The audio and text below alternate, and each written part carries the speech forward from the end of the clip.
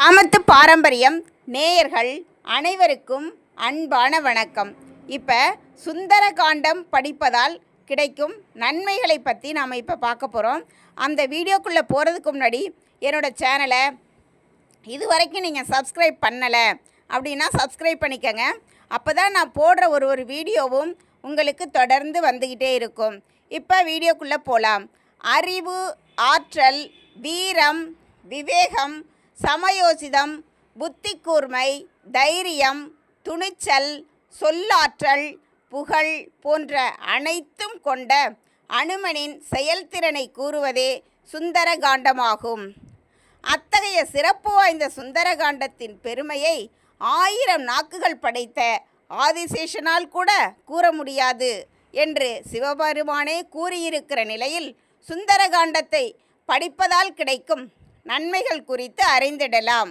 சுந்தரகாண்டத்தை படிப்பது குறித்து காஞ்சி பெரியவர் சந்திரசேகரேந்திர சுவாமிகள் ஒரு முறை தீராத வயிற்று வலி என்று வந்த பக்தரிடம் சுந்தரகாண்டத்தை தினமும் சாப்பிடும் முன் படி என்றார்.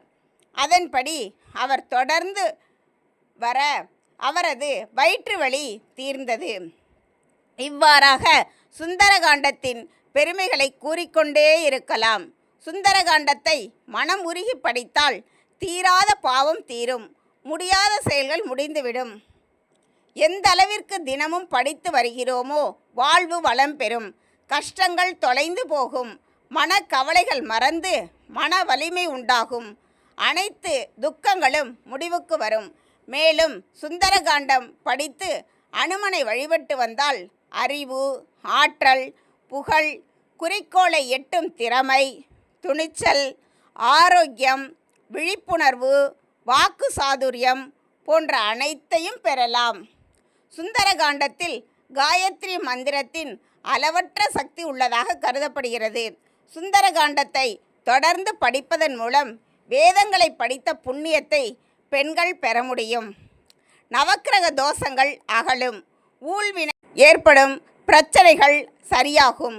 சுந்தரகாண்டத்தின் 42வது பதிகத்தில் 33வது ஸ்லோகம் முதல் 37வது ஸ்லோகம் வரை உள்ள ஸ்ரீ ஜெயபஞ்சகம் ஸ்லோகத்தை படிப்பதால் மணமாகாதவர்களுக்கு உடனடியாக திருமணம் நடைபெறும்.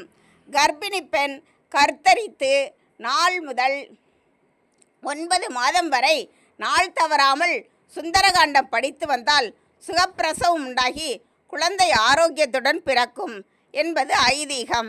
அதேபோல் கர்ப்பிணிகள் குறைந்தபட்சம் 5வது மாதத்தில் இருந்து சுந்தரகாண்டம் படித்து வந்தால் பிறக்கும் குழந்தை ஆன்மீக சிந்தனையுடன் அனுமனை போன்ற புத்திசாலியான குழந்தையாக பிறக்கும். சுந்தரகாண்டம் படிக்கும் நாட்களில் அசைவ உணவுகளை தவிர்க்க வேண்டும். வீட்டிலும் அசைவ உணவு தயாரிக்கக்கூடாது. பெண்கள் மாதவிலக்கான நாட்களில் சுந்தரகாண்டம் படிக்கக்கூடாது. சுந்தரகாண்டம் படிக்கும் நாட்களில் அனுமனுக்கு பிடித்த நைவேத்தியங்களை படித்து வழிபட வேண்டும். அதேபோல் முழுமையாக முடிந்ததும் அனுமனை வழிபட்டு ஏழைகளுக்கு உதவி செய்தால் அளவில்லாத புண்ணியம் கிடைக்கும். சுந்தரகாண்டத்தில் காயத்ரி மந்திரத்தின் சக்தி அதிக அளவு இருப்பதை பற்றி நாம் இப்போது தெரிந்து கொண்டோம். இந்த வீடியோ பிடிச்சிருந்தா லைக் பண்ணுங்கள், ஷேர் பண்ணுங்கள், கமெண்ட் பண்ணுங்கள். நன்றி, வணக்கம்.